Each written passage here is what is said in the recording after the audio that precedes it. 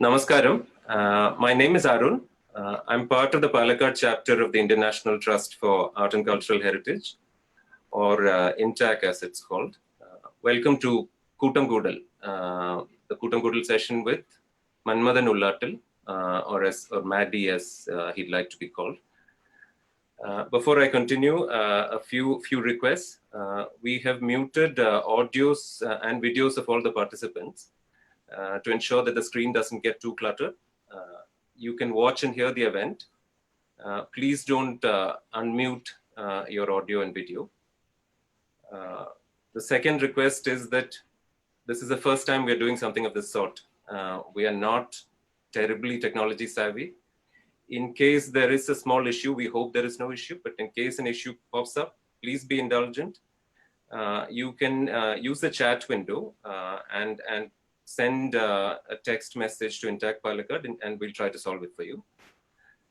And to remind you once again, we're live on Zoom and also on Facebook Live. So in case a friend who'd like to log in is unable to get through, we have a cap of 100 participants on Zoom.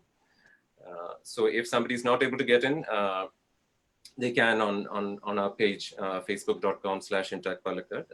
We are live on that also. So now that that's out of the way, back to Koottamkoodal. So Koottamkoodal, as most people in Palakkad or the eastern part of Palakkad would know, it basically means to talk. It's to talk in the manner that friends talk, in a sort of aimless, sort of wonderful aimless banter where things, one topic leads to the other, and that sort of banter in the sort of relatively slow life of a village. That's called Koottamkoodal. So we thought in this particular period when we are unable to get together and so on, it's a nice idea to try out online. So again, welcome to INTACH Koottamkoodal on online. Our first Koottamkoodal is with Maddy. But we also have 5 other speakers. So the first time we're trying it out, it's a series of 6 chats over the coming weeks. All of them are friends. All of them are wonderfully gifted people whose work we admire, has relevance to the sphere of cultural heritage in Palakkad. And they're about places, about practices, stories, and so on.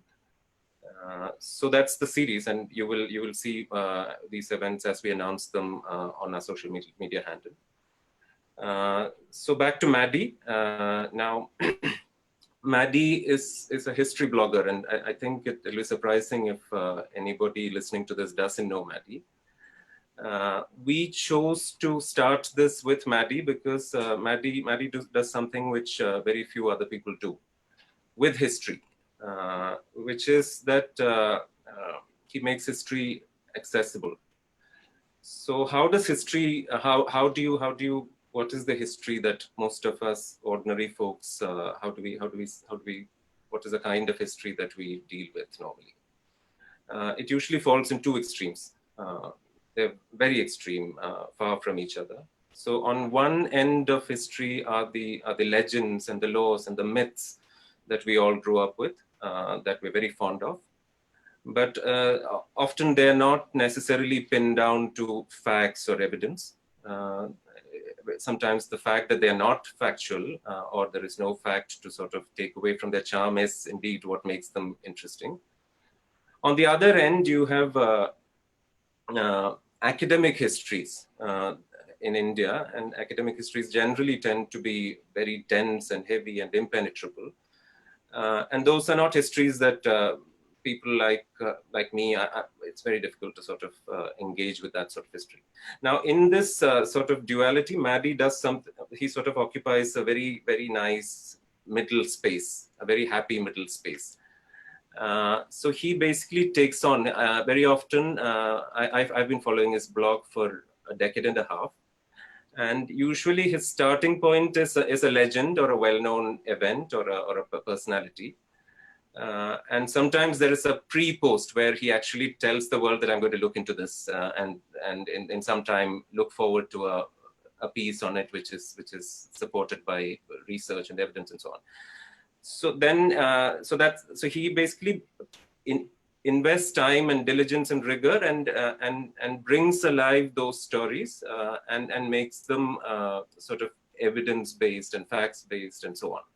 And he publishes it in his blog, and he has 2 blogs, and he usually writes it in a very engaging, easy language, which makes all of these stories fascinating for us. So in the next 1 hour or so, we will be talking to Maddy about some of those stories connected to our region, the region of Palakkad, or the broad region of the sort of Nila Basin, if you like. So welcome, Maddy. You are based in the city of Cary in North Carolina, and you are an electrical engineer by profession. And my understanding is that in your student days, history wasn't necessarily your favorite topic. Right. So why don't we start with how this passion started? How did this shift to history, or this parallel career in amateur history start? Sure, I can go through that.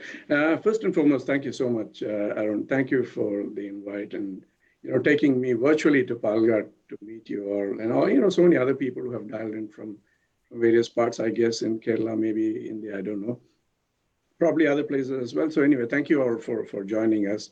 Now, of course, as Arun said, we will talk a little bit about Palakkad and what that area had to offer to the history of Kerala. It was more Malabaru alla Tiruvanguru alla inde edailayirunnu Palakkad. It had a tremendous amount of impact to all these happenings, and we'll probably go through that to a certain extent in the next few minutes.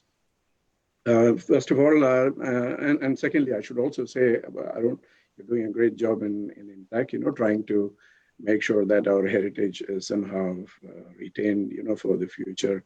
And you bring it to other people. That's very important. So thank you very much for that. I'm glad to be part of that. Coming to my own part in this, let's say, journey, till I left India, I had absolutely no interest in it. Absolutely no interest. It was nothing, the usual interest. I used to read a lot of fiction. I used to see a lot of movies. And then eventually, we left the shores. It was 1987 that I moved out and passed through a number of countries, eventually settling down in the US. അപ്പോൾ ഈ ജേർണിയിൽ ഒരു കാര്യം ഞാൻ ശ്രദ്ധിച്ചെന്താ വെച്ചിട്ടുണ്ടെങ്കിൽ there was a lot of awareness for India ഒരു കാലത്ത് എന്തൊക്കെ ചെയ്തിരുന്നു എന്ന് very many people knew, and they used to ask me questions. നിങ്ങളുടെ അവിടെ നിന്നല്ലേ ഈ പെപ്പർ വരുന്നത്, അല്ലെങ്കിൽ ഈ മെഡ്രാസ് ചെക്സ് എന്ന് പറയുന്ന സാധനം, it is from Madras. And I used to be a little bit mystified. I used to wonder, there must be something behind all this, and I started to read a little bit about the trade that was conducted in the historical past. And I found that it was a very robust and magnificent, trade over so many centuries and, many, many thousands of years. I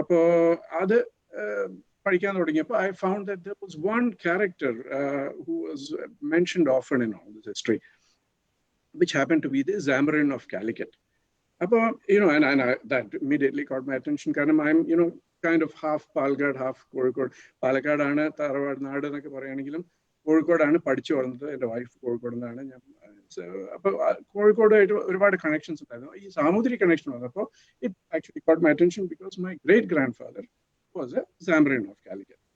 വിദ്വാൻ ഏട്ടൻ തമ്പുരാൻ എന്ന് പറയും. 1912 മുതൽ 1915 വരെ Zamarin ആയിരുന്ന ആളായിരുന്നു.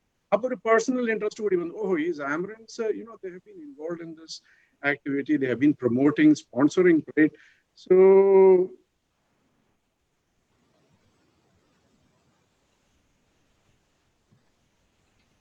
Maddy, your sound is gone. No.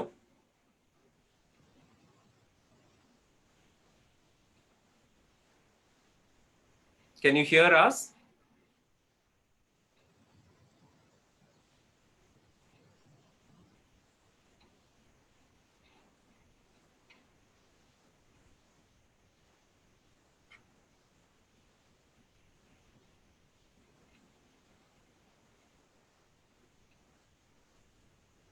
So to everybody else who's watching, as Maddy sorts out the little issue with the sound, Vidwanet, I mean, especially youngsters from the region who have a bent for history.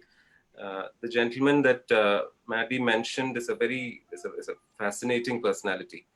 So as he said, he was one of the Zamarins, but he was a Zamarin at a time when the Zamarin did not have substantial sort of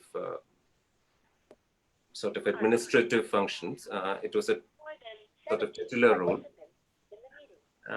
And this was a gentleman who was more interested in the arts, in literature, in all of those things. So the sort of thing, the role that he was born into was not something that he enjoyed necessarily, but he enjoyed all these other things. He enjoyed Kathakali. He was one of Ullattil's patrons.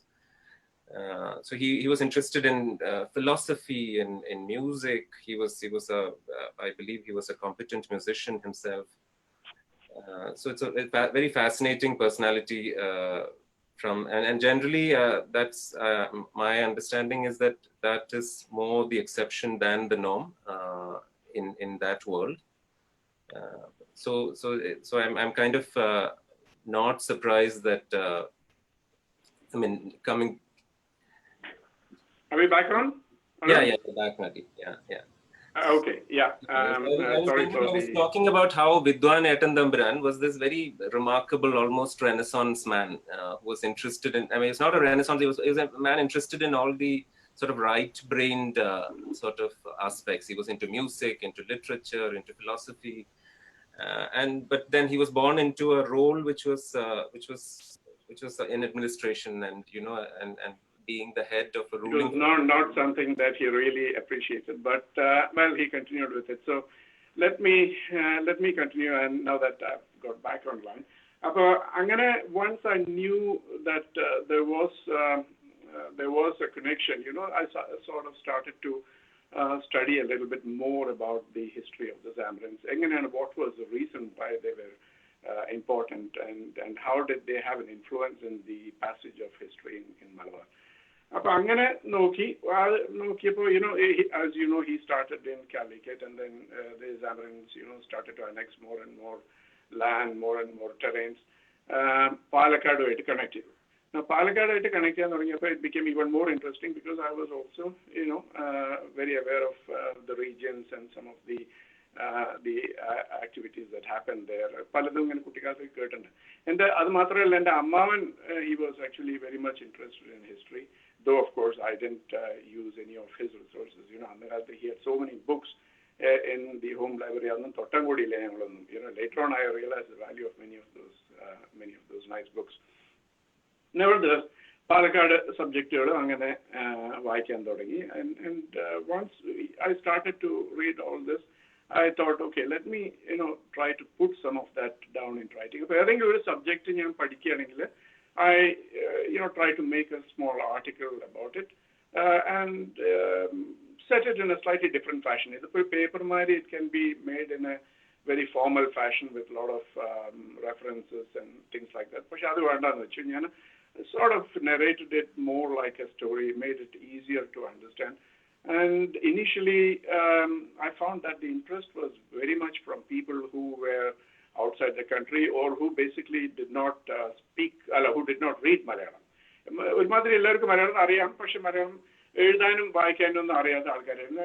they were actually very interested in figuring out what the history of the land was. The problem was that English history books about regional history, Malabarine Peritum, Palakkadine Peritum, Tiruvallurine Peritum, Ellam Malayalathilayirunnu nalla sources undairunnu. So they were not able to actually get this information. There was a little bit of appreciation. There were people who would communicate with me and say that that's nice, and country and once I saw that the interest was sustained, I continued on.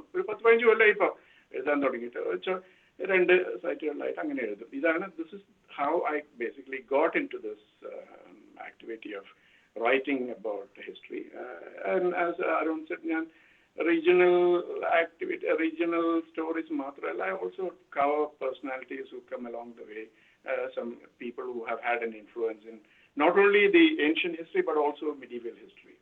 So that is a little bit of the background. Maddy, കുറച്ച് എനിക്കൊന്ന് അടുത്തേക്ക് വന്നാൽ എനിക്കൊന്ന് sound ഒന്നും കൂടെ നന്നാവും തോന്നുന്നു. Sure, yeah, okay. Because now I'm talking into the phone. I'm at a internet audio for some reason I lost it. നമുക്കൊരു കഷ്ടി ഒരു മണിക്കൂറേ ഉള്ളൂ. So I'd love to speak to you about as many stories as possible in brief form. But I think let's start almost at a macro level. There are certain geographic features that sort of have shaped the history of our region, and the most important one probably is the fact that Palghat sits at the entrance of this break, what is probably the only substantial or sort of serviceable break in the Western Ghats. That separates basically the west, what is today Kerala, and the rest of the peninsula. So the Tamil country and the Deccan and all of that, it's connected by this tiny break in the mountains, which is called the Palghat Gap. And from, I don't know, for millennia, we have been sort of on the pathway of many people who wanted to cross either from east to west or west to east. So they're traders, there have been people who were sort of carrying the word of a new religion or faith, or just common people. So this Palghat Gap is a reality that has shaped our history a lot. So we also know of during the era of the great Sangam king, there was a highway called we've heard about the Rajakesari Perivari, which went through the gap and so on and so forth.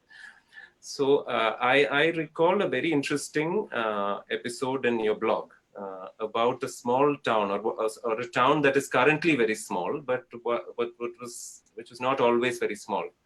So this is the town of Varniyamgulam, which is near Shornur and Ottapalam. It is and today we know it for its cattle market, and the cattle market is an old cattle market. But otherwise, it's not a very important place today. But at one time, it was very important. So could you shed some light on the market at Varniyamgulam? Oh, sure. Yeah, it was. It's such an important position in history. To get there, we have to start with ancient trade. Pandagalathe, even we are talking about Roman, Greek times. There were a lot of ship-based or ocean, sea-based trading with all these remote places. They used to bring in all kinds of goods like in the past it was wine. They were basically consumers. They wanted spices, they wanted cloth, they wanted beads and gemstones and pearls and things like that from the western ports. I won't call it Malabar ports as yet. കാരണം ആദ്യം ഉണ്ടായിരുന്നത് കൊടുങ്ങല്ലൂർ ഭാഗത്തുള്ള മ്യൂസറിസ് port അല്ലെങ്കിൽ കൊയിലോൺ ഇങ്ങനത്തെ ഓരോ സ്ഥലങ്ങളിലായിരുന്നു ആദ്യം ഉണ്ടായിരുന്നത്. പിന്നെ of course it traveled further north to ports near Calicut. But the important thing is all these basically were goods going out of India for the consumers in the West. ഉള്ളിലേക്ക് വന്നിട്ടുണ്ടായിരുന്നത് it was gold, silver, wine ഇങ്ങനത്തെ ഓരോ സാധനങ്ങളായിരുന്നു. And there were also a few other things as Chinese entered the trading zone. Porcelain, silk ഇങ്ങനത്തെ ഓരോ കാര്യങ്ങളായിരുന്നു അവർ കൊണ്ടുവന്നിട്ടായിരുന്നു. And then what basically happened was that these goods had to move from point A to point B. They entered the ports in the western regions, and it had to go to Indian consumers. And South Indian consumers മുഴുവൻ ഉണ്ടായിരുന്നത് തമിഴകത്തായിരുന്നു. അപ്പൊ തമിഴകത്തിലേക്ക് പോകണമെങ്കിൽ അതേ സമയത്ത് ഈ gem സ്റ്റോൺസും ഇവ കാര്യങ്ങളൊക്കെ it was actually source from the Tamil regions. അത് അവിടുന്ന് ഇങ്ങടേക്ക് വരണമെങ്കിൽ it has to go through this ഈ രാജകേസരി വീതി എന്ന് പറഞ്ഞല്ലോ കുറച്ച് മുമ്പ് വരും. That was the main highway that was used to transport goods back and forth. Oxen carts ആയിരുന്നു, and they were basically given ഒരു അകമ്പടി, അതായത് escort service was provided by the Nairs or lockers. ഇങ്ങനെ പല കമ്മ്യൂണിറ്റീസ് ഉണ്ടായിരുന്നു which were giving armed escort to these caravans going from the west to the east and east to the west. ഇതെല്ലാം pass ചെയ്യുന്നത് ഈ Palakkad gap കൂടിയിട്ടാണ്. Palakkad gap അതായത് സഹ്യാദ്രി പർവ്വതത്തിൽ കുങ്ങനാടിന്റെ ബോർഡറിലുള്ള ഒരു ഓപ്പണിംഗ് ആണ്. ആ ഓപ്പണിംഗ് കൂടി ഈ റോഡ് രാജകേസരി ഹൈവേ വീതി വരുന്നു. അതിൽ കൂടി ഇങ്ങനെ ഇറങ്ങി ഇങ്ങനെ വരിക. വന്നു കഴിഞ്ഞിട്ടുണ്ടെങ്കിൽ so there was actually transfer of ownership, transfer of goods from person A to person B. അതെങ്ങനെയാ വെച്ചിട്ടുണ്ടെങ്കിൽ the people who were bringing it from the Tamil regions were നാഗരത്തർ ചെട്ടിയാർമാരായിരുന്നു. അപ്പോൾ അവരാണ് ഈ കൊണ്ടുവരുന്നത്, മെയിനായിട്ട് കൊണ്ടുവരുന്നത്. അവര് they sort of stopped in a place. Vaniyamkulam ആണ് ഈ സ്ഥലം. വാണിയംകുളത്ത് അവര് നിർത്തി ഈ എന്താ കൊണ്ടുവരുന്ന വെച്ചാൽ അത് they handed it over to Jainist ഒരു കുറെ ഗിൽഡുകളും ട്രേഡേഴ്സും ഉണ്ടായിരുന്നു who are coming from the Kodungallur ആ റീജിയൻസ് എന്ന് പറഞ്ഞവര്. അപ്പൊ ഇവർ അവിടെ വെച്ചിട്ട് ഒരു ചന്തമാരിയുള്ള ഒരു സ്ഥലത്ത് they basically sort of transferred goods from one person to the other. അങ്ങനെയാണ് ഈ വാണിയംകുളം ഡെവലപ്പ് ചെയ്യണതും. അവിടെ ഈ lot of these Nagarathar Chettis settle down, ഈ പുലവർ എന്നുള്ള കമ്മ്യൂണിറ്റി അങ്ങനെയാണ് ഉണ്ടാവണത് അവിടെ. അപ്പൊ Can I interrupt you for a second? I think there's a little map that's come on screen. So I'd just like to point out to people who are very new to the region or are kind of unfamiliar to the places that you're mentioning. So basically, where you see the red thing, that is the town of Varnamgulam. But to your right hand side, you see those that green patch. Those are the mountains, and in between that, where you see those little black bits and so on, that's where the mountain sort of breaks, and that is the Palghat Gap. And to its right or the east is the Tamilagam, is Tamil Nadu, and on the right, on your left hand side, the blue is basically the Arabian Sea, and you will see a circle towards the bottom left, and that is where the great sort of port of Muziris used to be there, and that was a port that used to trade with Europe and so on in the early part of the first millennium, or even before that. So basically, the trade went through that little yellow bit which came from the right and went to that port, and then the other way around also. So Maddy, I just thought it might be nice to contextualize it. No, it is very important. At least your location, you will know why it counts. അപ്പോൾ വേറൊരു കാര്യം എന്താ വെച്ചിട്ടുണ്ടെങ്കിൽ as time went by, one of the Deccan plateau, kingdoms were sort of flourishing, and they were moving from one authority to another. Vijayanagara ingane undayikkondirikkunnu. So there was a great demand for horses. അപ്പോൾ ഈ കുതിരകള് കൊണ്ടുവന്നിട്ടുണ്ടായിരുന്ന Arabian രാജ്യങ്ങളിൽ നിന്ന് കൊണ്ടുവരുന്ന കുതിരകള് they were basically again transshipped through these routes. വാണിയംകുളത്ത് കൊണ്ടുവരും. അങ്ങനെ ഒരു വലിയൊരു കുതിരച്ചന്ത ഉണ്ടായിരുന്നു പണ്ടായത്. അവിടുന്നാണ് ബാക്കിയുള്ളവര് they used to take it over to ഒന്നുമില്ലെങ്കിൽ തമിഴ്നാട് ഭാഗത്തേക്ക്. അവിടെയും ഒരുപാട് ആവശ്യങ്ങളുണ്ടായിരുന്നു. മാബാർ എന്ന് പറഞ്ഞിട്ടുള്ള സദേൺ തമിഴകം, ഈ തിരുനെൽവേലി ആ ഭാഗത്തും ആവശ്യമുണ്ടായിരുന്നു. when the Muslim authorities came there. പിന്നെ മധുരയിൽ there were Malik Kafur, ആ സമയത്ത് അവരൊക്കെ വന്ന സമയത്ത് there was a lot of demand for horses. വിജയനഗരത്തിൽ they also had a lot of horses. അവർക്കും ഒരുപാട് കുതിരകൾ ആവശ്യമുണ്ടായിരുന്നു. ഈ കുതിരകൾ മുഴുവൻ വരുന്നത് ഈ വഴിയാണ്, major ports in the west coast. കുറച്ച് കഴിഞ്ഞപ്പോൾ of course there were slightly northerly ports as well. Mangalore ഭാഗത്തൊക്കെ വന്നിരുന്നു. പക്ഷെ തുടക്കത്തിൽ മുഴുവൻ ഈ വഴിയായിരുന്നു വന്നിട്ടുണ്ടായിരുന്നു. This was the established route, and so again Vaniyamkulam was the place where they were transshipped. So അങ്ങനെ ഒരു great importance ഉള്ള ഒരു സ്ഥലമാണ് Vaniyamkulam, and that's why I wrote about it. ഇന്നിപ്പോ ഈ വാണിയംകുളത്തിന്റെ അടുത്താണ് there is a little village of Koottamkoodal, and Koottamkoodal is where you have these puppeteers, the leather puppeteers, and they are Tolpavakkooth, and they are Chettis, and they are Tamil speaking Chettis. So is it likely that they also probably came in with the Nagarathar Chettiars, and there was a large community of Tamil speaking people in that area? അതെ, I'm sure. കാരണം നാഗരത്തർ Chettis settle down ചെയ്തിട്ടാണല്ലോ ഈ Pulavar community ഉണ്ടാവുന്നതും അവരാണല്ലോ തോൽപ്പാവക്കൂത്തിന്റെ ഒക്കെ ബാക്കിലുള്ള ആൾക്കാർ. So that's the way it came. അതേമാതിരി കമ്പൻ രാമായണം ഇതൊക്കെ ഈ വഴിയാണ് വരുന്നത് നമ്മുടെ നാട്ടിലേക്ക്. പിന്നെ ഒരു ഇൻട്രസ്റ്റിംഗ് കോൺസെപ്റ്റ് എന്താണെന്ന് വെച്ചിട്ടുണ്ടെങ്കിൽ people ask, ഈ നമ്മുടെ തമിഴ്നാട്ടിലുണ്ടായിരുന്ന ദാസിയാട്ടം, ഈ പല നാട്യങ്ങൾ, ഇതൊക്കെ it was brought in by people who came through these routes. ഒരു കാലത്ത് മോഹിനിയാട്ടക്കാർ മുഴുവൻ പാലക്കാട് ഭാഗത്തു നിന്നായിരുന്നു. And I used to wonder, ഇങ്ങനെ വല്ല കണക്ഷൻ ഉണ്ടോ എന്ന്. Of course, I spent a lot of time trying to figure it out. Establish ചെയ്യാൻ പറ്റിയില്ലെങ്കിൽ കൂടി, I still believe that there was potentially some linkage to all these things. But we'll get to all that someday. So a lot of art also came down through these routes by these traveling traders, and probably people who came along with them. And we will talk about another set of people who came through with them. We will bring it to the fore. കുതിരവേലകളൊക്കെ ഉണ്ട് എപ്പോഴും. ചെനക്കത്തൂരും ഒക്കെ കുതിരവേലകളൊക്കെ ഉണ്ട്. ഈ കുതിര, I don't know if there is a linkage between the ancient horse trade, but you do see the horse as a totem in many folk practices there. Ade. That is right. So the other thing, Maddy, is we just talked about the role of the gap and how through the gap numerous sort of processes took place that shaped the world that we today live in.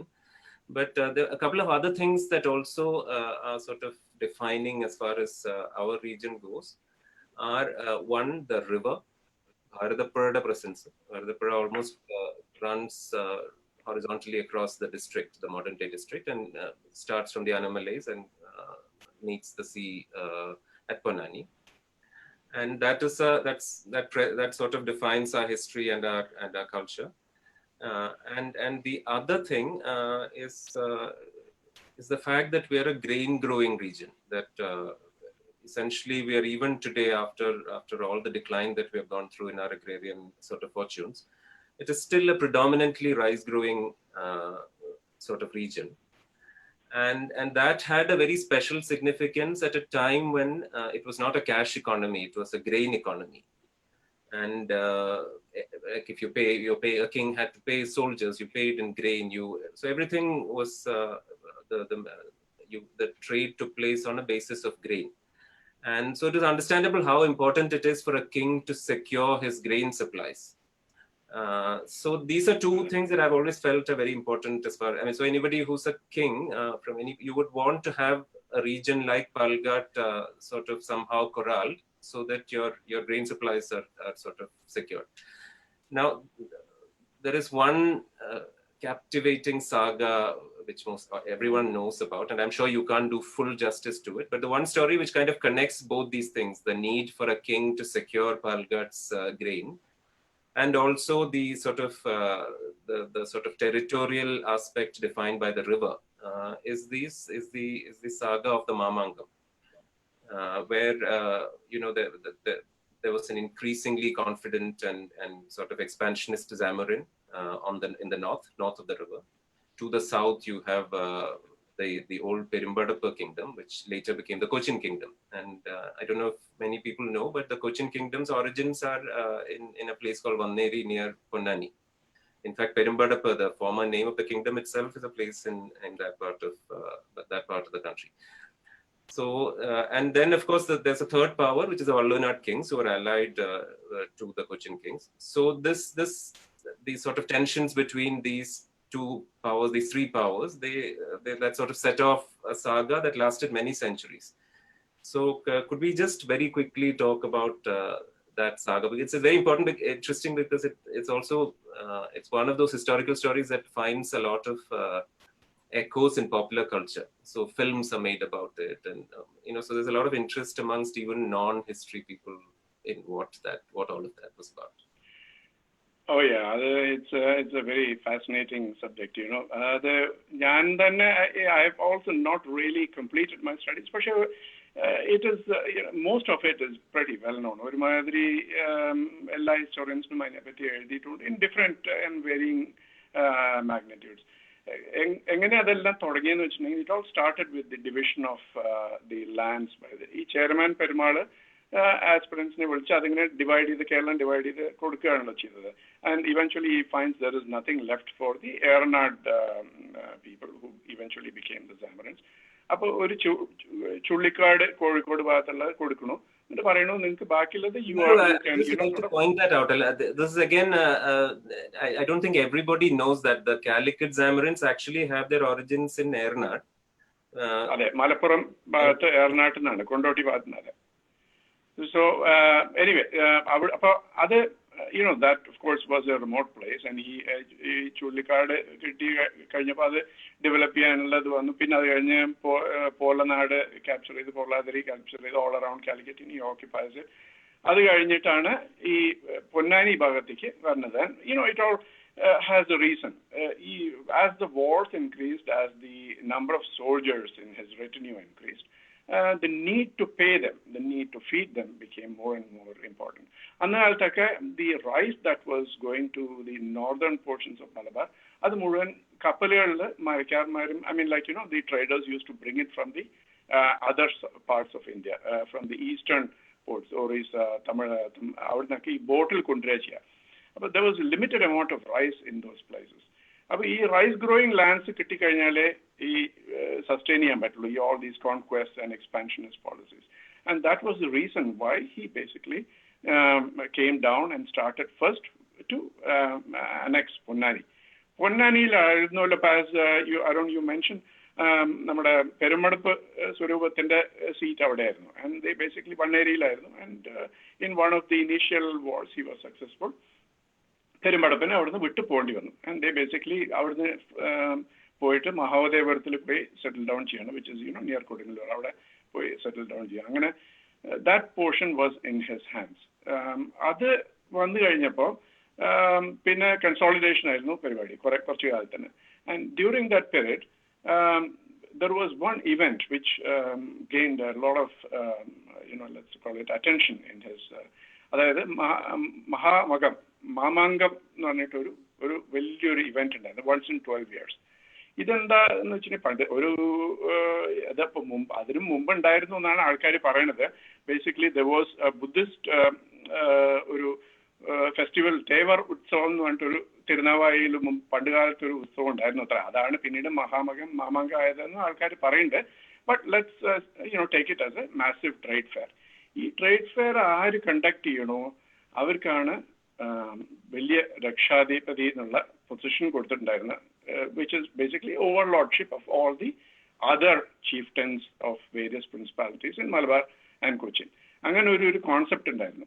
അപ്പൊ ഇത് നടത്തിപ്പുകാരനാവണം എന്നുള്ളത് വലിയൊരു മോഹമായിരുന്നു സാമുദ്രിക്ക്, because that gives him the power to do more and more in that region. So he basically goes ahead in getting that taken care of. Fortunately for him, there were two communities in the Bharatapuzha region who started for various reasons fighting with each other. Nambudiri ഗ്രാമങ്ങളായിരുന്നു, പന്നിയൂർ, സുഗപുരം എന്ന് പറയുന്ന രണ്ട് principalities. അവർ തമ്മിലുള്ള ഒരു യുദ്ധത്തിന്റെ ഇടയിൽ one was supported by the Cochin king, the other was supported by the Zamarin. അതിങ്ങനെ പല യുദ്ധങ്ങളൊക്കെ കഴിഞ്ഞ് eventually the Zamarin becomes victorious, and he becomes the overlord of all these regions and continues to let's say conduct the Mamangam every 12 years. Adinte idile, in between all this, he also defeats the Valluvanad Konadiri. Appo idile oru kalathe Kochi രാജാവ് പോയി കഴിഞ്ഞപ്പോൾ വള്ളുവനാട് കോണാതിരിയാണ് ഈ Mamankam conduct ചെയ്തിരുന്നതെന്ന് പറഞ്ഞിരുന്നു. അപ്പൊ ഈ Valluvanad കോണാതിരിയെ തോൽപ്പിച്ചപ്പോൾ he of course didn't take it lying down. He basically continued to resist throughout for a number of years. അപ്പോൾ അത് it was a very unique way of protest. He used a batch of suicide, let's call it, people who are willing to commit suicide for him. അപ്പൊ അവര് ചാവേർമാരെന്ന് പറയും. ഈ ചാവേർമാരാണ് they sort of gave Mamankam new, let's call it, name. അതെ അത് ഒരുപാട് കഥകളുണ്ട് അതിനെ പറ്റിയിട്ട്. But foreign travelers, they sort of focused on the ചാവേർ യുദ്ധങ്ങൾ. അതായത് ഈ മാമാങ്കം കണ്ടക്ട് ചെയ്യുമ്പോൾ ഒരു ദിവസം one of these or a few of these Chavers tried to attack and kill the Zamarin. അങ്ങനെ to take over the conducting of the Mamangam. In fact, one particular occasion, they were almost successful as well.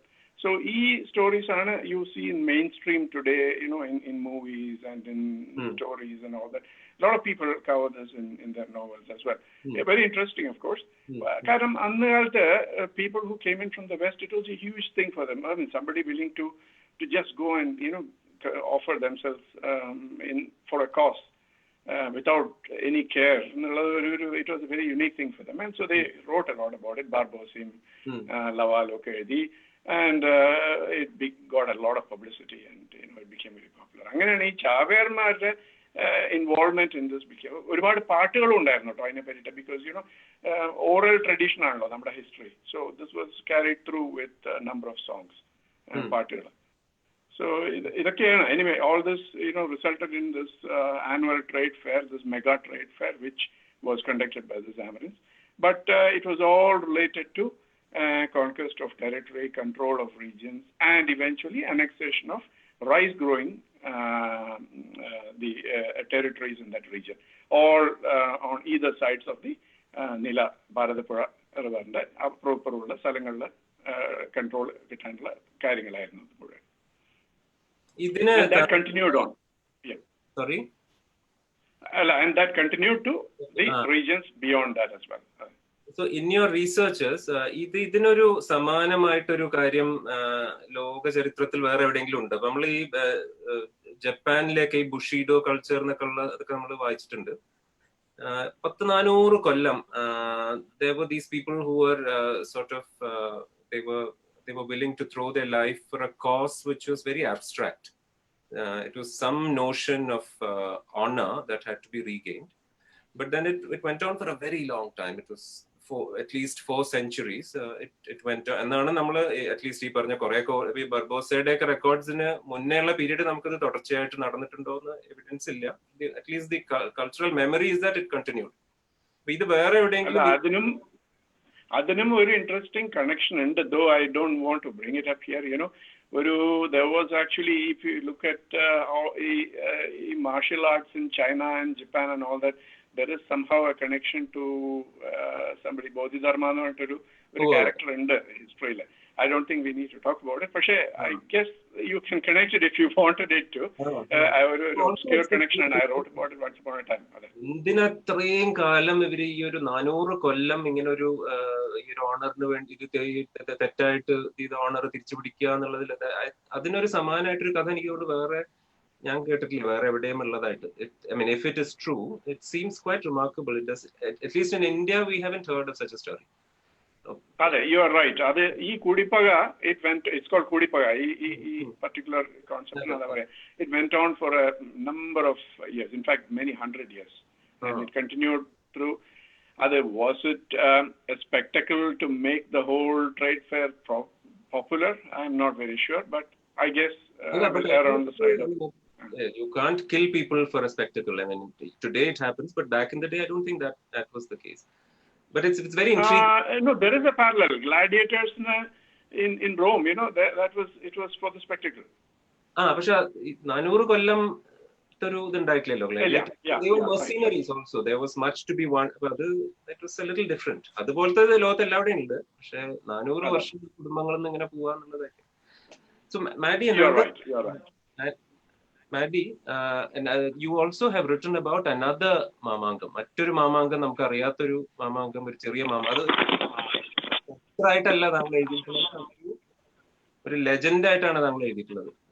രണ്ടാമത് അത് ആ മാമാങ്കത്തിനെ പറ്റി ഒന്ന് പറഞ്ഞ തിരക്കില്ല. And if you could keep it short, because I think these are all wonderful stories that we are running out of time very quickly. That is also a very interesting story. Again, it connects to the rice-growing regions. But now it's more closer to Palakkad. Palakkad, ഞാനിപ്പോൾ പല്ലാവൂരിന്നാണല്ലോ. പല്ലാവൂരിന്റെ അടുത്ത ഗ്രാമമാണ് Kunissery.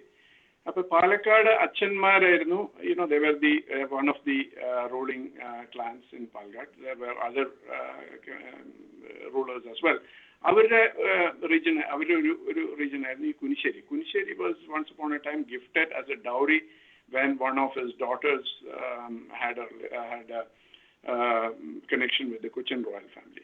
Appo Kochi Rajavum Kunisheri aayittu oru connection undayirunnu. And when the Zamarin was continuing his attacks in Naduvattam area ulla yuddhangalude idayil Kunisheriyil chennettiyappolana he found that the retaliation was very strong. They would not give up. And the fight went on and on and on. The general legend in those days was that അവിടെ പൂക്കുളങ്ങര ഭഗവതി ഉണ്ട് കുനിശ്ശേരിയിൽ. അപ്പൊ ഈ ഭഗവതിയുടെ power കാരണമാണ് ഈ കുനിശ്ശേരി തോൽപ്പിക്കാൻ പറ്റാത്തതെന്ന് സാമൂതിരിക്ക് മനസ്സിലായി തരാം.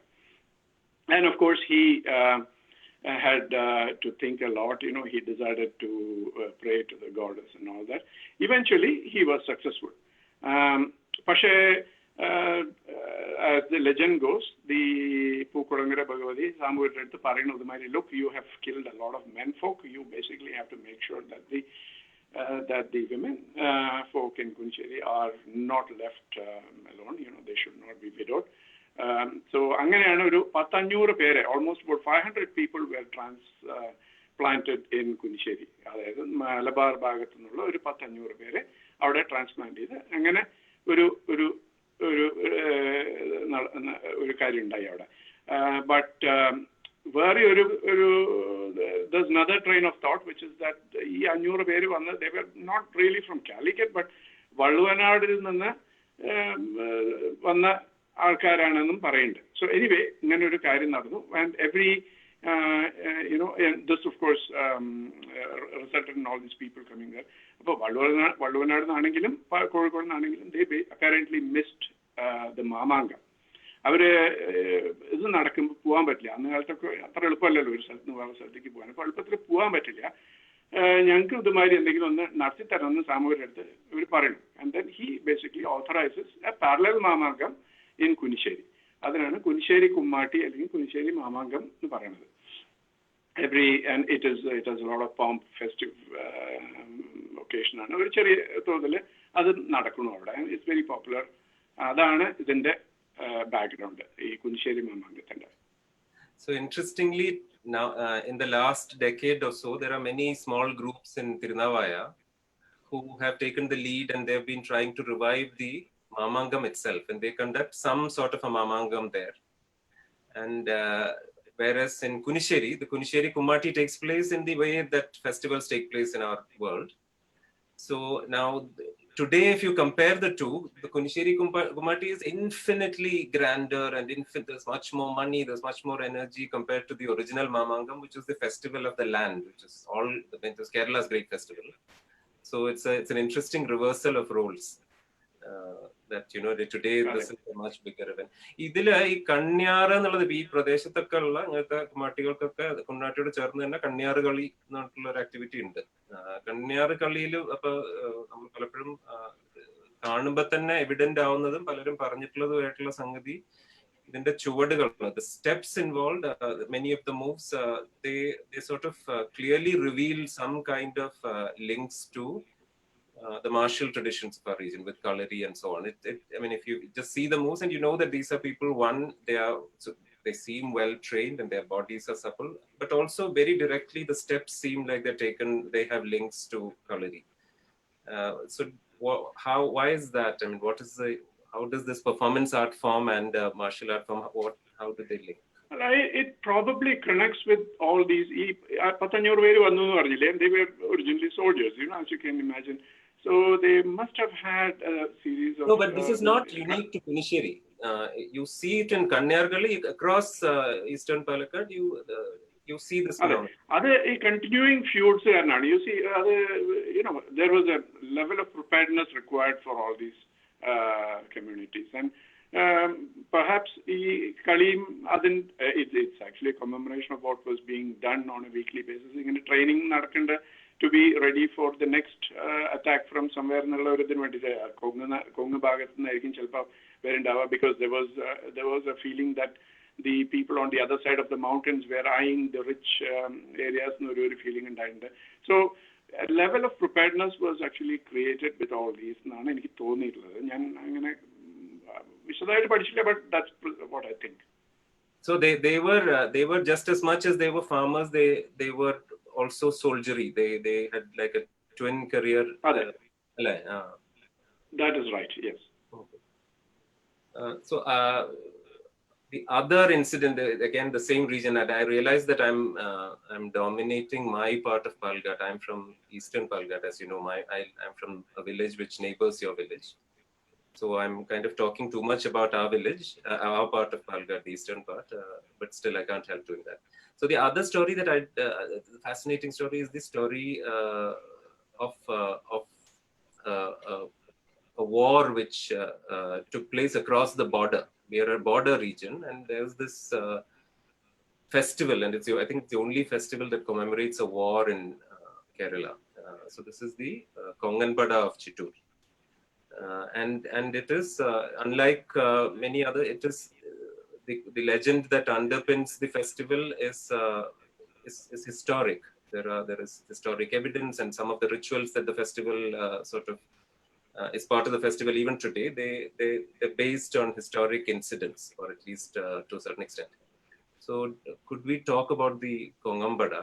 And we sort of, you and I worked on a small project connected with that. And to me, that working with you on that, it also revealed how frustrating it is to get to the bottom of, to get any sort of evidence-based narrative in a universe where there is very little evidence available and everything is capricious, and there are so many oral traditions, and people are very fond of their traditions that they let go of, their pet narrative and so on. So could we talk about that? Oh, yes. It was such a fascinating. ഞാനൊക്കെ കുട്ടിക്കാലം മുതലേ കേൾക്കണതാണ് ഈ കൊങ്ങമ്പട. കാരണം everybody used to go attend that if possible. നല്ല രസമായിട്ടുള്ള ഒരു ഇവന്റുമാണ്.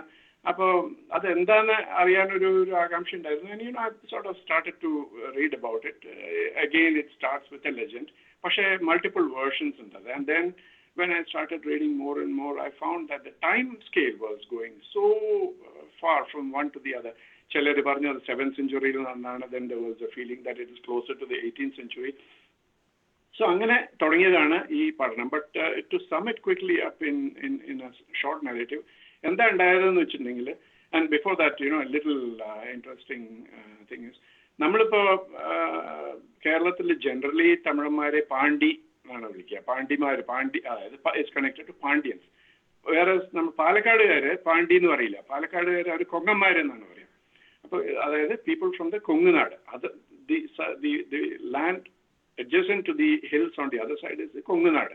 അപ്പൊ അവരായിരുന്നു ഈ ഇതിലൊക്കെ ഇൻവോൾവ്. അപ്പൊ നമ്മൾ കൊങ്ങന്മാരെന്നാണ് പറയാ തമിഴന്മാര്. വേറെ the rest of Kerala calls them Pandi.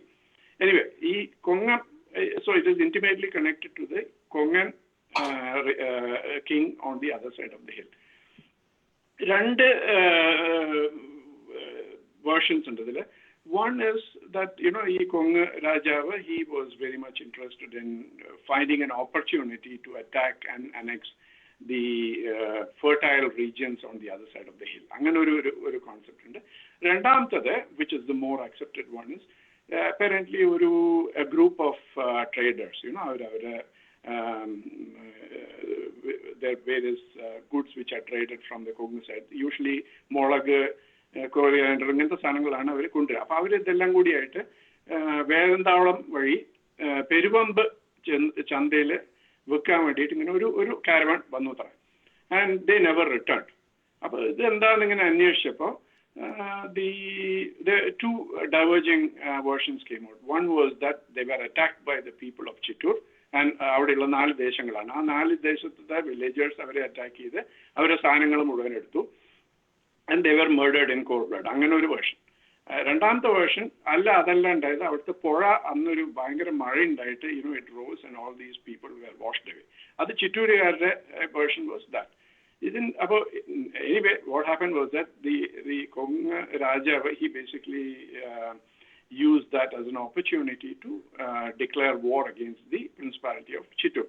Chittoor ആണെന്ന് ഒരു ചെറിയ സ്ഥലമാണ്. They knew that when a big king on the other side, would declare war, they are going to be in trouble. Appo avare basically had no option but to go and pray to the local goddess, Chittoor Bhagavata, a very powerful Bhadragali goddess. pray him, and she, says, okay, don't worry, I will take care of you. Angana, fighting together with them, with the men and women folk, they basically beat or defeat the Kongu Raja. And that event is immortalized in an annual festival, which is called the Kongambada. This is a traditional version. But when we started to read through the various accounts of it, we found that there were mentions of land grants after the event. That is, one portion Samadrikku kodukunu, one portion Valluvanadu Konadrikku kodukunu, one portion Kochi Rajavinu kodukunu. So why, and then there was a copper plate which was the declaration of war. There were some numerals which we looked at. And eventually we found that is the thing where we were very frustrated, because when the king declared war, he sent a messenger with this copper plate, which essentially requested the townsfolk to either surrender or be prepared to fight. But a copper plate is kept in ritually it is kept in one of the families of Chittoor, and even today when the festival takes place, the senior member of the family reads it out. But then that copper plate, the ritual demands that the copper plate cannot be seen by anyone other than a member of that family. And I recall that was something that we were frustrated by, because the only sort of evidence we have of that copper plate is the people who have heard it being read out as part of the festival. Out of memory, they have copied it later, and that's the only material we have access to. And so there was actually a long numeral in it. It was not like four digits which signified a year, or 3 digits which signified a year. Divided digits in that. When I first looked at it, I could not make it out. Fortunately for me at that time, there was a very interesting character, Rajendu Nanapere. He is a very notable, very famous historian who deals with Nedunganadum. No, we're all great admirers of Rajendu. A wonderful person. He was actually in the University of Texas doing a course, and I managed to get in. I sent him a mail, and he said, "Oh, I'm here in Texas." He said, "This is Kaliyuga numerals, so I know how to convert it to give you a connection to the AD." It happened to be a date in the 17th century, 1648. So now you see 7th century in the 17th century. So this is one end, and we have the other end which is connected to the older records. Anyway, we also found that the Kochi mention in Diarno, so Kochi was formed only in the 14th century. So we know that it didn't happen in the 7th century, but it's probably sometime between the 16th and the 17th century. So this was very interesting venture. How a number of armies actually got together and fought the foreign invader. That's a conclusion. And that was the reason why they all got grants of land. Kochi Rajavinu Chittoor. Chittoor is still called Chittoor Cochin, because it belonged to the Kochi Raja, right in the middle of Palakkad. But so there is again Adilum Korcha Prayakrasundalo, like Munala Rajangala, they came in, so the Valluvanad kings, the Cochin kings, and I'm not sure if even the Venganad kings came to the assistance of the Palakkad Rajas in forming an alliance. He managed to get the Zamorin's forces involved in the fight. This was a grant at independence. I don't know if it's interesting for youngsters here that at the point of independence and before that, the region called Chittoor in Palakkad, Chittoor and Tattamangalam, these parts were a taluk of Cochin. Inside British Malabar, there was a landlocked piece of Cochin. Kochi Rajyathinte bhagayayathu ee yuddhathinu sheshana ennu there is that is also one so I don't know if that where you go with that. Do you go by that assumption, or I'm not quite sure about that. It could very well be. see, it's all loosely connected. There are no real records. You will not find real records. You will find grandhavarigalum, ഓലകളും ഒക്കെ കാണും. പക്ഷെ this one I could not find any real records dating back to the past. So we are I think we are running very short of time. I think given that it's also captivating, I think people would be a little indulgent in extending it slightly, if that's okay with you. Maybe we can extend it a tiny bit because it's also enjoyable. Because I think I wanted to talk about one aspect about Palghad's history, one of the most talked about aspects of Palghad history, which we didn't quite get to, which is also linked to the fact that we are at the border, and there are all sorts of exchanges happening and all of that. So that's of course the story of that great migration of Tamil Brahmins from. I mean, there are theories that the migration took place over many centuries, but then there are also people who argue that they all came from one place, and the reason that led them to come from there was just one.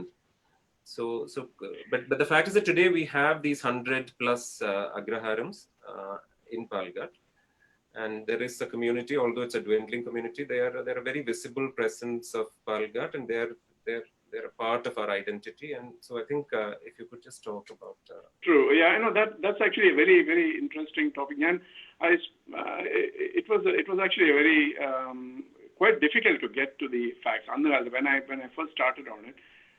But what I could figure out was that there were multiple waves of people. They came either from Madurai or from Trichy for various reasons. One reason, there was a lot of famine at a particular period of time. So a set of people or a wave of people came from through the gap to settle down in the regions of Palghad. പല അമ്പലങ്ങളുടെയും പല അഗ്രഹാരങ്ങളുടെയും ഉണ്ടാക്കലിലും settle down ഉണ്ടായി.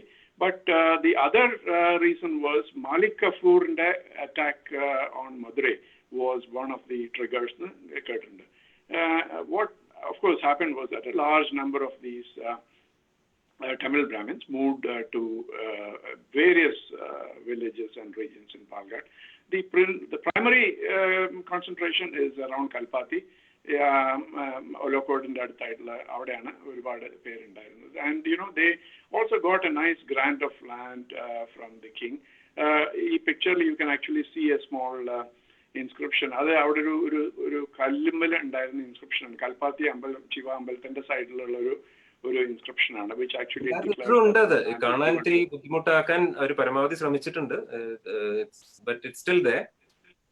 So this is the land grant by the Palghad king to the community. There's an interest. They settled down there, they flourished, and lots of wonderful people, artists, administrators. They originated from Kalpati. Very interesting area. Of course, ബാക്കി എല്ലാ അമ്പലത്തിന്റെ ചുറ്റും ഉണ്ട്. You will find these agraharams, Tekkegram, Vadakkegram, and they were basically involved at that time, either working not directly with the temples, but indirectly with the temples, or as administrators to the local chieftains. Idayirunnu main avരുടെ പണി. But they could not be priests in the temples. That was നമ്പൂരിമാരായിരുന്നു കേരളത്തിലെ അമ്പലങ്ങളിൽ, generally ബ്രാഹ്മണന്മാർ. Whenever we talk about South Indian history, this sort of advance by Malik Kafur keeps coming up.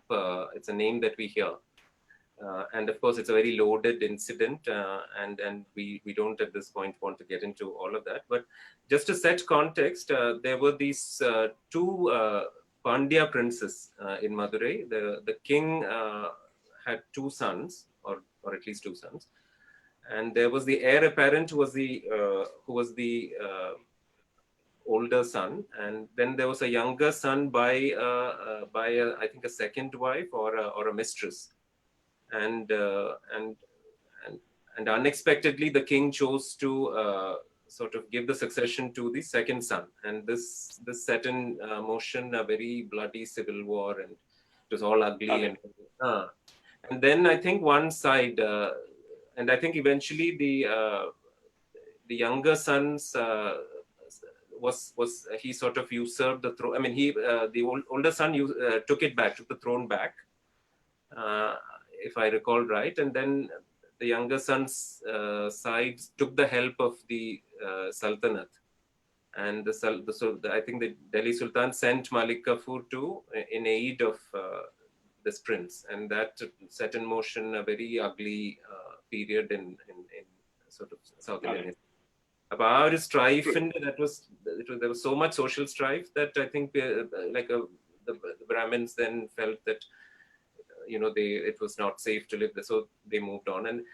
And for me, and I don't know if I'm sort of stretching things here, but my takeaway from that incident is that even back in the day, Kerala was a sort of safe haven. It was relatively a peaceful place. It is something that even today it is, and we don't fully appreciate it. Allah, it is such an important thing. If you go back in time, if there was a persecuted community somewhere, they somehow landed up in Kerala. The Jews, basically, there was a whole lot of them who to escape persecution, landed up near Cochin. The Suryanis, avrum ഒരുപാട് പേര് persecution കാരണം വന്നതാണെന്ന് പറയുന്നത്. So it was always considered a safe haven, whether it is for domestic strife or overseas. രണ്ട് കേസിലും it was always considered a safe haven, and that was a very interesting thing that we learned over time. So we've just crossed 9 o'clock. So I have two more questions. So, but I have more than two, but two I definitely don't want to let you go without asking. One question, because you talked about Brahmins, we have a group of people who are in this part of the world who are called the three-quarter Brahmins. Mukkal Brahmanamar ennu visheshipikkarulla oru kudumbundu, and I am very fond about the story because it's in my part of Palakkad. It's a kingdom that my village used to be part of. So that is the Venganad. They are the Venganad Nambidimare, Koottamkoodal Rajakudumbana, Venganad Nambidil. Avareyana in Mukkal Brahmanamar ennu vilikkunnu, and there is a legend again connected to it. Goes back to Parashurama's time. Parashurama I mean, they set of Brahmanas who basically go looking for Soma. Soma anishchi nadnu finally Koottamkoodal. Anyway, I guess they find it. Then the story starts with Hemangan Payan. He gets lost in a river, who's a son of the local king. He gets lost in a flood. He is brought up by some blacksmiths, and because he was a bachelor, of course, he could not continue the lineage. So his sister, Dronavati, her children are the people who start the lineage. Nevertheless, they are people who are considered to have great, if they touch the ground with their bare feet, they can cause a fire, it appears. So they were the only people who could go to a temple with these slippers on. They were authorized. I mean, I think even to this day, that family has that right, that unique right to wear footwear. I mean, a particular kind of footwear at the Guruvayur temple. And then അവർക്ക് വേറെ എന്താ കാര്യങ്ങളെന്ന് വെച്ചിട്ടുണ്ടെങ്കിൽ അവർക്ക് പൂണൂലുണ്ടായിരുന്നു. So if you compare them with മുഴു ബ്രാഹ്മണന്മാരുമായിട്ട് compare ചെയ്യുമ്പോൾ പൂണൂൽ അവർക്കിടാം, പക്ഷെ അതേ സമയത്ത് വേദം പഠിക്കാൻ പാടില്ല. But they could sit and eat food with Brahmins. പക്ഷെ അതേ നിരയിൽ അതേ നിരയിൽ ഇരുന്ന് കഴിക്കാൻ പറ്റില്ല. പക്ഷെ വേറൊരു റോയിൽ അതേ റൂമിൽ അതേ സമയത്ത് കഴിക്കാം. ഇതൊക്കെ കാരണമാണ് അവർ മുക്കാൽ ബ്രാഹ്മണന്മാരെന്ന് വിളിച്ചത്. Something interesting, There are very many stories connected with, that saga of this beautiful little kingdom. It's a very imperfect sort of analogy, but in my head, I always think of Koottamkoodal as the Switzerland of Kerala. in it that one, of course, it's beautiful, but more than that, my understanding is that like Switzerland, which during the World War, both sides honored the neutrality of Switzerland. So Switzerland managed to, because I mean, practically everybody's money was parked in Switzerland, but also that neutrality. So similarly, because the Wengenard kings had the ritual authority to bring these necessary ingredients for every sort of Vedic fire ritual, both sides sort of honored their neutrality. But would that be an accurate description? Oh, yeah, sure. It's a very, very interesting analogy. Because they were the suppliers of all the goods required for ഒരു യജ്ഞത്തിനോ യാഗത്തിനോ വേണ്ട കാര്യങ്ങൾ, അതായത് ദർഭപ്പുല്ലോ അല്ലെങ്കിൽ lots of things, soma, ഇതെല്ലാം supply ഒറ്റ സ്ഥലത്തു നിന്നായിരുന്നു. And it was from Koottamkoodal. So they had this unique neutral position in the land. So I'm going to plug Koottamkoodal as somebody from the region. I'm going to shamelessly plug Koottamkoodal for people listening to this. So even today, if you're interested in this legend, the great temple in this little kingdom is the Kachangurushi temple. It's an exquisitely beautiful temple at the foot of the hills. So even today, soma, which is a creeper, whose the pulp of the soma is used for these Vedic rituals. So even now it is cultivated in small quantities, although the Vedic rituals happen few and far between. So whenever things open up and you'd like to travel, so it's a lovely place to go to, and there are many evocative aspects of that period because it's sort of tucked away from any urban center. It still retains a certain amount of its former pristine quality, especially as you go towards the hills. So I'm just shamelessly plugging. I'm becoming like the Koottamkoodal tourism board person for a moment. No, there's a beautiful palace there, which is a very beautiful palace, which is fortunately now sort of dysfunctional because of Corona. But it's also one of the few instances where a palace in India, I think it was the first instance in this part of the world where it was like after independence, many of the palace, they, especially after the Privy Purse was withdrawn and so on, they were pulled down and they couldn't maintain it.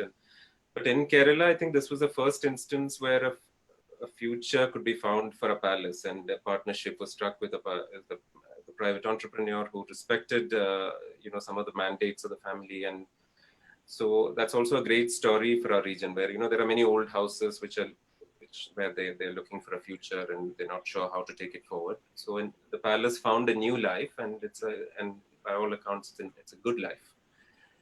So my last question, reasonably, that I can ask before people send me ugly notes, is this question that I'm sure is playing in everybody's heads, which is how on earth do you do all this work on local history sitting in the other part of the world? Because we are sitting here and you have another career and you are sitting in the other part of the world, and yet you seem to get a great deal of this sort of snooping done, whereas most of us are unable to do it sitting here. So could you shed light on how you work, and how is there something that helps you do that in that part of the world?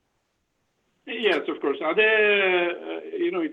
It was initially a big challenge. I used to buy whatever books I could. കേരളത്തിൽ എല്ലാ കൊല്ലം ഞാൻ വരും. അപ്പൊ വരുന്ന സമയത്ത് എന്താ പുസ്തകം കിട്ടിയാൽ അത് മുഴുവൻ പെട്ടിയിലാക്കി ഇങ്ങനെ കൊണ്ടുവരിക. അങ്ങനെ കുറെ കൊണ്ടുവന്നു. പക്ഷേ there's always only so much you can get. ഒന്നാമത് ഷോപ്പുകളിൽ പോയിരുന്നെങ്കിൽ ഹിസ്റ്ററി ബുക്സ് കിട്ടാൻ വളരെ ബുദ്ധിമുട്ടാണ്. ഉണ്ട്, അവിടെ യൂണിവേഴ്സിറ്റീസിലൊക്കെ ഉണ്ട്, നല്ല കളക്ഷൻസ് ഉണ്ട്. But that's not accessible to people like me. ഇവിടെ വന്നു കഴിഞ്ഞപ്പോൾ of course, and ആ വാങ്ങിയ ബുക്സിന്റെ ഇടയിൽ there were a lot of books which were fortunately, archival records from, like for example, gazetteers, Malabar Manual, Cochin Manual, ingante oru saanangalokku undairunnu. They were all great stuff, they were all very good. But there were also lots of books written by Indian authors. Adonnum avade kittanundairunilla. Ivada vannittu eventually I got into the library system in the US and found that I could access, or I certainly found a number of books which are not available in the mainstream in Kerala, for example. It's there in a university library, but I അപ്പോൾ എനിക്കിവിടെ advantage എന്താണെന്ന് വെച്ചിട്ടുണ്ടെങ്കിൽ I can get hold of a lot of those books. And once I started to get those books, you know, it was I was a little bit curious. എങ്ങനെയാണ് ഇവിടെ ഈ ബുക്കുകളൊക്കെ ഇവിടെ എത്തിയതെന്ന് നോക്കുമ്പോൾ when I opened one of those books, you know, there was this blue seal obtained under the PL 480 scheme. എന്ന് പറഞ്ഞിട്ട് ഒരു സ്റ്റാമ്പ് അതിലുണ്ട്, blue colour stamp, and very old books print ചെയ്ത ബുക്കുകളാണ്. You know they used to smell a lot. ഈ binding ഒക്കെ used to come apart, but you know, I was probably the first person to open many of them വന്ന സമയത്ത്. അത് കുറച്ച് അന്വേഷിച്ചപ്പോൾ, you know, and that of course got me thinking, how did these books come in? A friend, you know, he actually tipped me, you know, saying, look at this PL 480 thing, you will find the answer. അങ്ങനെയാണ് ഈ grain four books എന്നുള്ളൊരു ഇവന്റിനെ പറ്റി ഞാൻ വായിക്കാൻ ഇടയുണ്ടായിരുന്നു. There was a, you know, time when we had a lot of famine in India, and America was supplying wheat under the PL 480 scheme.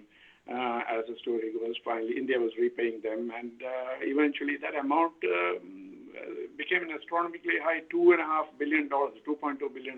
Which when was this? What decade was it? Between the 60s and between the 50s and the 70s. 60s and the 70s to be more precise. PL 480 is the scheme, the USAID scheme, under which wheat was sent to India because India was starving at the time. And it's also old timers in like a lot of our grandparents and parents remember that they started eating chapati because of the PL 480 scheme. Appa adine repayment was in books that were printed in India. Books are not vetted, and you know, so they were the ones that I eventually managed to get my hands on, many of them. So that was so basically the money that was allocated for aid, they could not take it back. The US government could not take it back. It had to be spent in India എന്നാണ് rule. According to congressional rules, it had to be spent at the source point. Eventually, 2.2 billion. It happened over a period of time. So the eventual amount was $2.2 billion. A portion right of it. A portion was, you know, used to buy even more books, and also transfer a lot of American books to the Indian system. The McGraw-Hill books, where the very expensive books were sold at a very low price in India. അങ്ങനെ ആണ് ആ amount മുഴുവൻ eventually spend ചെയ്തത്. Span എന്ന് പറഞ്ഞ magazine ഒക്കെ ഇല്ലേ, അതൊക്കെ they were all made as part of this expenditure. So that was how that's how I managed. So anyway, I end up getting all these secondary sources. അതെല്ലാം വെച്ച് പഠിച്ച് എഴുതണം. That is the way I do it. But so, I'm very passionate about this whole thing, so I keep going. And ഞാൻ തുടക്കത്തിൽ പറഞ്ഞ മാതിരി there are a lot of youngsters who enjoy the English you know versions which are available. അധികം പേര് അതിനെ എഴുതാറില്ല, so I'm able to stimulate their interest, you know, on a weekly basis. I continue doing that. I also like it. No, I mean, we're all grateful that you're doing this work. And we can only hope that more people take to doing such work, because there should be people here who do it. So no, there are new writers, you know, Manu Pallaka, you know, they're all very, very magnificent, nalla gambiran books ezhudana aalkarana. There are a lot of youngsters who are coming up in this field who are showing interest in history. Adakku nallale. I mean, in a way you can sit back and think, okay, somebody is at least starting to find some interest in this subject, which was previously dumped in a corner, you know. At least ആൾക്കാർക്ക് ഇങ്ങനത്തെ ഒരു കാര്യം, local history is also becoming interesting, you know, not just the Mughal period or whatever happened in the north. നമ്മുടെ ചെറിയ കാര്യങ്ങളും they are finding readers now.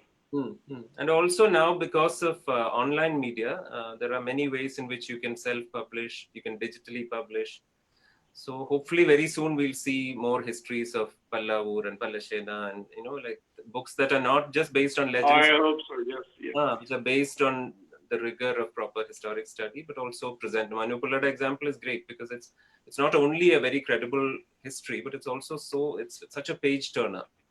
So it's like, I don't know, it's 20,000 pages or something, but then you read it in remarkably short time. So it's I think more of that. So many more things I'd like to talk to you, Maddy, but we're scandalously out of time. But I think it would be very unfair to the people who are participating not to take at least a couple of questions. Very quickly, if anyone has questions, if they could type it in. Just a a couple of quick questions. As that happens, January karyam parayanundu eniki Arun. You know, one thing I feel sad about. When I was growing up, you know, ചെറുതായിരുന്നപ്പോ ഈ കുനിശ്ശേരി ഭാഗത്തും പലവർ ഭാഗത്തും there were lots of structures, you know, stone structures which belong to a very primitive period, you know, അതായത് dolmens, menhirs, ഈ നമ്മുടെ അത്താണിക്കല്ലുകൾ ഇതൊക്കെ ഒരുപാട് ഉണ്ടായിരുന്ന ഒരു കാലമായിരുന്നു. ഇപ്പോൾ ഒറ്റൊന്നും കൂടി കാണാൻ പറ്റില്ല. And you know, that was what was actually troubling me a lot. ഞാൻ ഒരിക്കലും I happened to come across some record which said പല്ലാവൂരില് 82 ഡോൾമെനും 306 മെൻഹിർസും ഉണ്ടായിരുന്നു 50 കൊല്ലം മുമ്പ്. കുനിശ്ശേരിയിൽ 120 ഡോൾമെൻസ്, 25 മെൻഹിർസും 200 സ്റ്റോൺ സർക്കിൾസും ഉണ്ടായിരുന്നു. ഇപ്പൊ ഒറ്റൊന്ന് നമുക്ക് അന്വേഷിച്ചാൽ കാണാൻ പറ്റില്ല. Look at Stonehenge in the UK for example. അത് ഒരു സ്റ്റോൺ സർക്കിൾ കാണാൻ വേണ്ടി എത്ര മില്യൺ ആൾക്കാർ ഒരു കൊല്ലം കൂടും.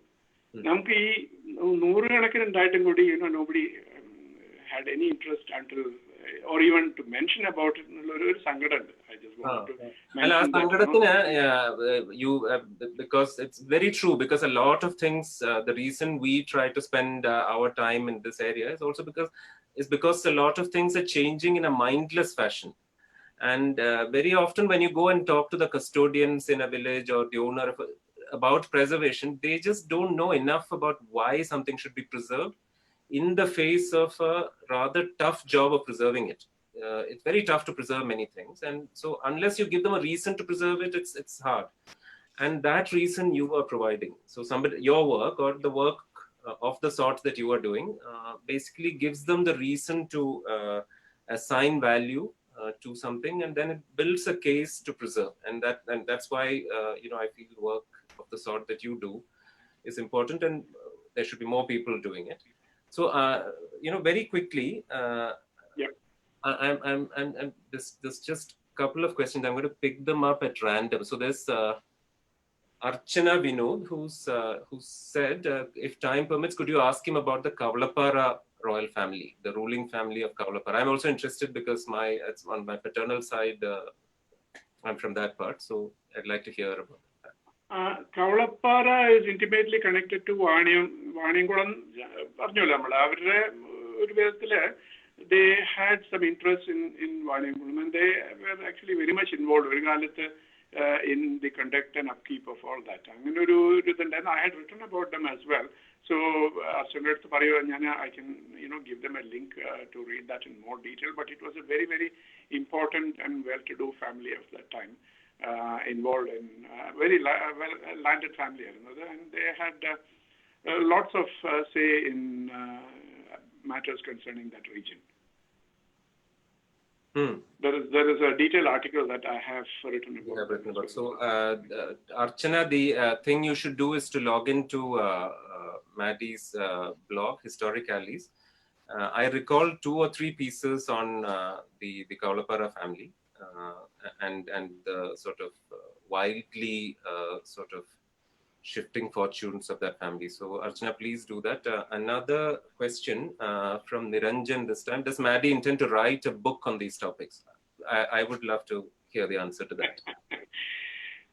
ഞാൻ അങ്ങനത്തെ ഒരു റൂട്ടിൽ ഇതുവരെയും ചിന്തിച്ചില്ല. എഴുതണമെന്നുണ്ട്. I mean, consolidate ചെയ്യണമെന്നുണ്ട്. ഇപ്പൊ ഒരുപാട് base matter and so all I need to do is consolidate them and convert them to some kind of you know bound volume. അത് ചെയ്യണമെന്നുണ്ട് എപ്പോഴെങ്കിലും ഒരു ദിവസം തുടങ്ങുന്നത്. I'm waiting for the opportunity to do it. And I would love to support you. Help. We would love to see that book happen. That would be wonderful to see that sort of book happen. Sure, thank you. Yes, I will. So there is a question from Hari Krishnan Shashi Kumar. His question is, as a researcher, I agree with Maddy that there's a gap in literature for anyone who isn't physically present in Kerala. Why aren't there more attempts to digitize some of these archives from Kerala? One wonders. Do you have a view on that? It is a very valid point. ഞാനും പലപ്പോഴും ആശിക്കാറിലാണ്, you know, if I could have an access to one of these documents somewhere or the other. അത് പക്ഷേ എനിക്ക് തോന്നുന്നു, I think there are some Kerala historic, എനിക്ക് തോന്നുന്നു there is a body which is trying to do it. അവർ ഇനിയും അത് available. I mean, they've not made it available, but I know that they're digitizing it. To what extent it will be available to somebody outside the country or to people outside the academic domain, but sooner or later it's going to come. Because so that's have you sensed that, I mean, is there a difference in culture between the West where you are and here? Because we sometimes feel that people tend to be very possessive and protective about knowledge here, especially with these government institutions. They don't share very much. I mean, you are very right. That's a huge difference which you can see when you go out west. You try to bring out that knowledge somehow or the other. You want to make it accessible to as many people as you can and get more people interested. Ivarteke concept, and a person who gets into it is always passionate about it, and he gets whatever help, whatever information he wants in general. But I think time will change. Look, the teachers themselves are changing. The Gurukulam method, the teacher orally transcribes material from one mouth to the other. There are younger people who are basically occupying academic positions. I'm sure it's going to change sooner or later, and it's going to be for the good. So I think that note, I think I even at my sort of casual relation with timelines, I think it can't be pushed any further. But it's a good place to stop because you mentioned about generosity and openness to share, and that is what we saw. You were so generous as usual with your time and with your knowledge. So thank you so much. Thank you so much. Thank you also, Arun. Thank you everybody for taking the time. And thanks everybody else who's logged in to the Koottamkoodal, Maddy especially. Please visit Maddy's blog if you haven't. There are 3 blogs. One is on music, 2 are on history. One is on history, and the other one is sort of on the borders of history. Their stories and some bits of fiction and so on, including Maddy's earliest crush in Palashena, if I recall, and that's a story to be. Read it, and he met the girl many years later, and there's that story, and you must read that. It is truly fictional, so I don't. It is truly fictional. Okay, so we believe you. So anyway, next week we'll be back with somebody else who's equally interesting and wonderful. So Maddy, I invite you also to log in, and everybody who's listening, please log in to the next edition of Koottamkoodal. We'll announce it on Instagram and Facebook. But for now, thank you so much. Good night, and have a great week ahead. Thank you. Thank you all. Good night. Yeah.